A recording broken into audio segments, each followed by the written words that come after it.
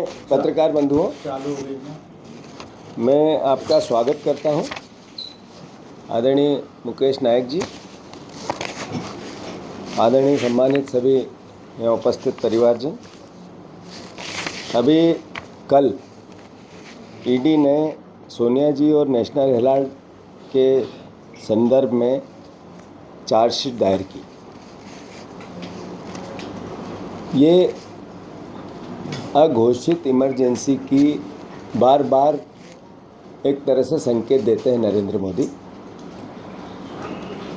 जिस national Herald को लेकर पिछले 5 साल पहले से पूरे देश में माहौल बनाया जा रहा है, करप्शन की बात की जा रही है, इसका उद्देश्य मात्र एक है।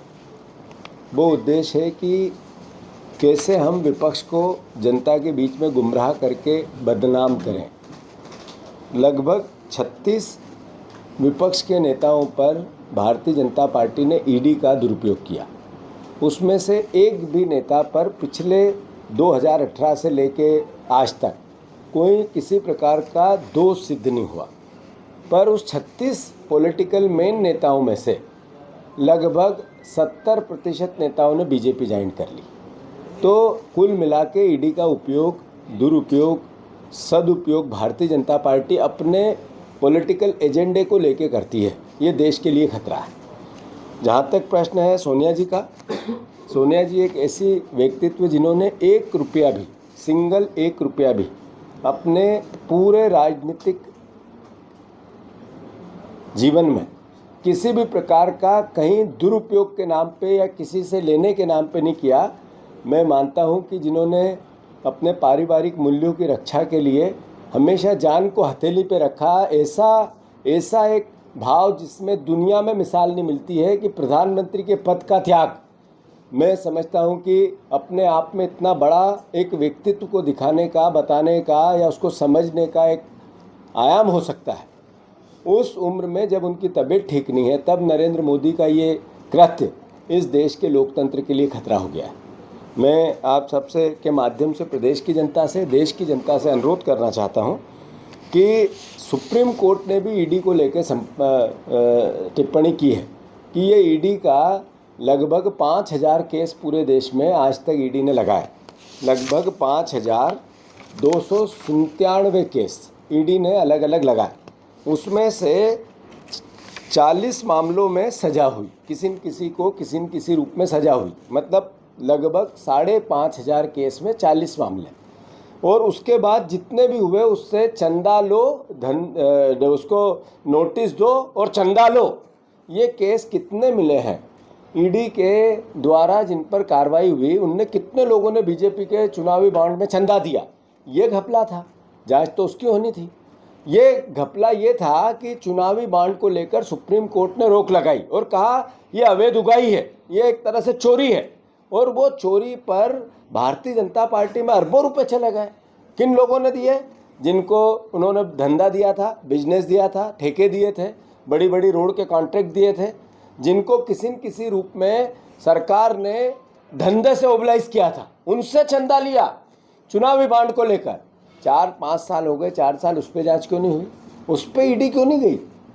जब ये नेशनल हेराल्ड का मामला है, इसमें 1 रुपया किसी को लाभ नहीं हुआ, किसी से किसी की संपत्ति नहीं हुई, अखबार की संपत्ति है। जो ट्रस्ट में लोग हैं उनके नाम से कोई किसी प्रकार की जो अपनी बात है वो कोर्ट में चल रही है। कोर्ट में अपनी बात हमारी लीगल वर्किंग पार्टी की चलेगी। पर जिन लोगों ने सीधा पैसा लिया और उससे विधायक खरीदे, उससे चुनाव लड़े, उससे लोकतंत्र का रोज मजाक उड़ाया, जिससे सरकारें गिराई, उसकी आज तक जांच नहीं हुई। आज देखो, एक ऐसा जिला नहीं है जहां भारतीय जनता पार्टी का 10 करोड़ से नीचे का कार्यालय बना है। एक ऐसा जिला नहीं है जहां भारतीय जनता पार्टी के संबंधित संगठनों का, जिसमें आरएसएस भी आता है, जिसके बड़े बड़े कार्यालय नहीं बने हो। ये पैसा कहाँ से आया? कांग्रेस का तो नहीं बना, सोनिया गांधी जी की संपत्ति तो नहीं बढ़ी, न किसी कांग्रेस के नेता की संपत्ति बढ़ी। मोदी जी, अगर आप में साहस है उम्र के 75 साल के पड़ाव पे, तो आप मध्य प्रदेश के सारे मंत्रियों की जांच करा।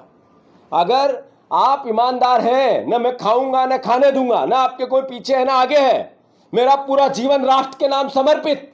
अगर समर्पित है तो मोहन यादव की जांच कराओ, उसके परिवार की कराओ, उसके मंत्रियों की कराओ, आपके सांसदों की कराओ, आपके जितने विधायक हैं इनकी कराओ।